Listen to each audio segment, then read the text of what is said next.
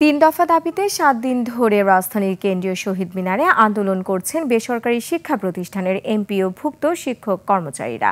আন্দোলনের অংশ হিসেবে আজ দুপুরে কালো পতাকা মিছিল করেন তারা। শিক্ষা জাতীয়করণ প্রত্যাশী জোটের নেতারা জানিয়েছেন, ন্যায্য দাবি আদায় না হওয়া পর্যন্ত তারা শহীদ মিনার ছাড়বেন না।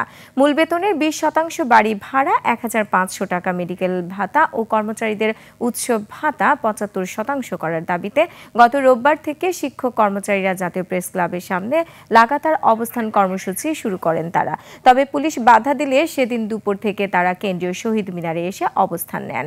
গতকাল আন্দোলনের ৬ষ্ঠ দিনে তারা অনশন শুরু করেন। অনশন স্থলে শিক্ষক কর্মচারীরা জানান, দাবি আদায় না হওয়া পর্যন্ত কর্মস্থলে ফিরবেন না তারা।